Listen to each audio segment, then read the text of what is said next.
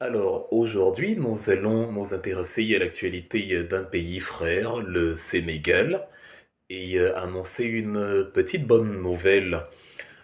Lors de la prise de fonction du cinquième président de la République du Sénégal, Bassirou Diomaye Faye, j'avais fait une petite vidéo publiée sur ma chaîne YouTube où j'avais émis quelques suggestions en pensant que il ne serait pas de bon ton du président du Sénégal de visiter certains pays. Dans la logique de rupture qu'il s'est fixée avec son intendant Ousmane Sonko, il serait plutôt rationnel qu'il visite des pays qui obéissent à certains critères.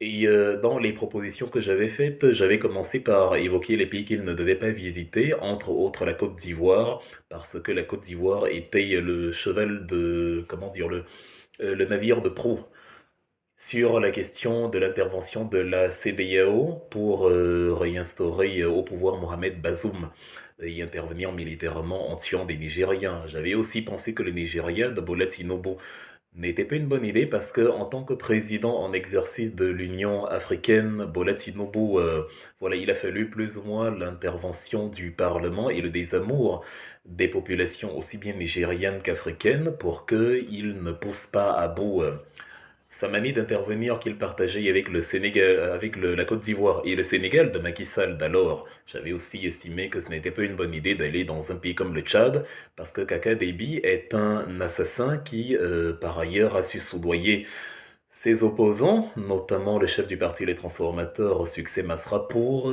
créer un simulacre de pluralisme, alors que, effectivement, évidemment, après les élections du 6 mai, qui ne seront que, voilà, une sorte de paillasson, il compte évidemment rester aux fonctions et poursuivre la basse besogne qui lui a été confiée par la France. J'avais donc suggéré que parmi les pays à visiter, il faudrait qu'il aille dans un pays africain. Je préférais les pays comme l'AES, enfin comme les pays de l'AES, le Mali, le Burkina Faso et le Niger, parce que voilà, ce sont des pays qui s'inscrivent dans une véritable logique de rupture.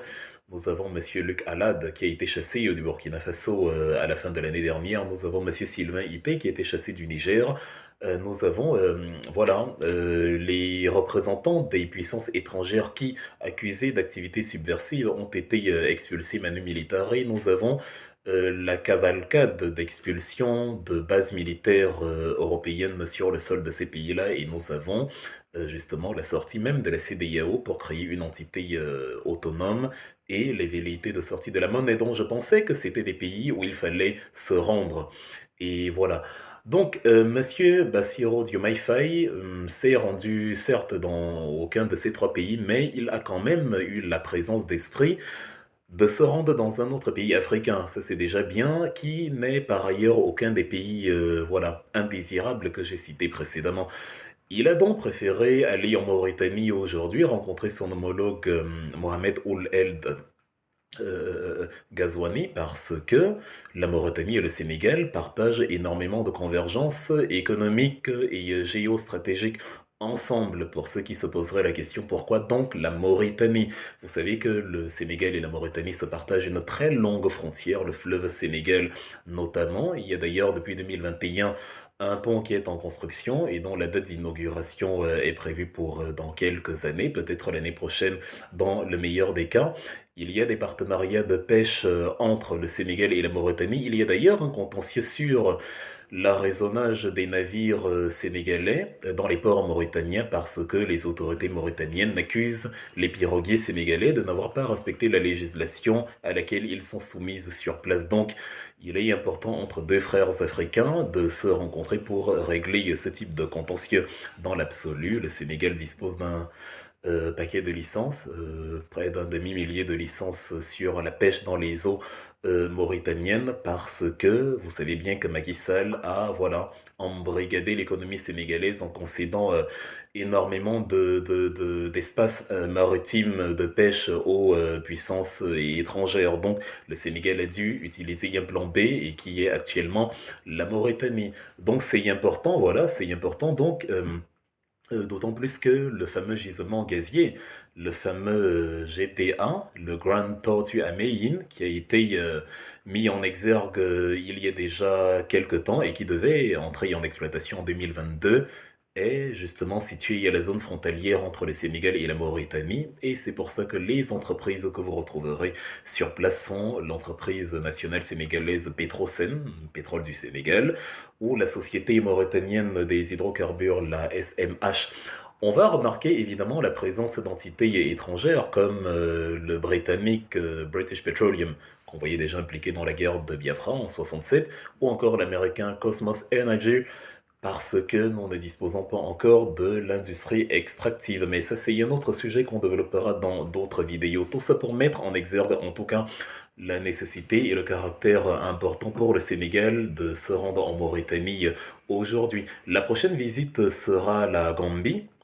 Voilà, ce n'est toujours pas le Sénégal, ce n'est toujours pas la Côte d'Ivoire ou le Nigeria ou le Tchad. Bon, c'est bien. Je trouve que c'est bien de marquer le coup comme ça et d'avoir comme première destination des pays qui n'étaient pas impliqués dans la tentative d'assassinat du peuple nigérien pour réinstaurer celui qui demandait aux Américains d'intervenir, le funeste, le lugubre Mohamed Bazoum. La Gambie est un pays entièrement enclavé dans le Sénégal et qui n'a d'ouverture que sur l'Atlantique, sur sa côte est, sur sa côte ouest. Et donc, voilà, c'est une partie du Sénégal. C'est deux pays frères, deux pays embrassés l'un dans l'autre. Et donc, c'est tout à fait compréhensible. Ça n'aurait même pas été surprenant si ça avait été sa première destination. Donc, c'est une grande visite de travail que Bassirou Diomaye Faye effectue. D'ailleurs, il y a des négociations, des discussions qui vont se poursuivre après sa visite, qui n'aura duré qu'une demi-journée. Mais les ministres vont continuer, la délégation va continuer les concertations. On a d'ailleurs noté la présence de la nouvelle ministre des Transports, la nouvelle ministre des Affaires étrangères, Madame Yassine Fall, qui est ministre de l'étrangère et des Affaires étrangères et de l'intégration africaine. C'est important de préciser intégration africaine parce que de mon point de vue, elle aura la lourde tâche à long terme de conduire justement le processus d'arrimage aux nouvelles structures qui sont notamment l'AES parce que Bassirou Diomaye Faye et Ousmane Sonko, de notre point de vue, finiront par comprendre que la consolidation de l'unité africaine à l'intérieur de la CEDEAO n'a pas le moindre sens. Donc voilà. Et nous avions aussi Monsieur Ndiaye, qui est voilà, le ministre des Transports et des Infrastructures urbaines, qui donc voilà, sont chargés de conduire les travaux après la visite du président Bassirou Diomaye Faye. C'est la petite actualité du moment où je dis que personnellement, je suis content que déjà, on marque le coup en première visite. On ne va pas rendre, voilà, on ne commence pas par un ami, par un frère du parent français, parce qu'il est clair que si Macky Sall avait été reconduit, il aurait commencé par Abidjan. Si Ouattara avait été reconduit quand il ne va pas à Paris, il aurait certainement commencé par Dakar, parce qu'ils sont frères dans l'assujettissement à l'empire colonial. Donc, c'est une très bonne idée du président Diomaye Faye et j'espère, ce serait ma suggestion encore, que ces prochaines visites avant la Côte d'Ivoire et tout le reste en Afrique soient dans l'un des pays de l'Alliance des États du Sahel parce que c'est là-bas que l'avenir s'y trouve. Voilà, je remercie ceux qui ont regardé cette petite vidéo. Je vous convie à la partager. Et à vous abonner et à demander à vos proches de s'abonner à ma nouvelle chaîne TikTok sur laquelle nous allons évidemment à l'avenir continuer de parler de ces thèmes. Pour ceux qui veulent en savoir plus sur mon engagement politique ou sur mes opinions politiques de manière générale, je mets mon livre à votre disposition. Vous pouvez m'écrire sur ma chaîne TikTok un message pour savoir comment l'acquérir. Il coûte 20 euros pour ceux qui sont notamment en terre occidentale. Et il y a aussi mon bouquin Le Village d'Ining, qui lui est plus un livre d'aventure, un livre de détente, un livre de la créativité africaine avec en toile de fond, voilà, nos cosmogonies ancestrales. Donc, merci de m'avoir écouté et à la prochaine pour une autre vidéo.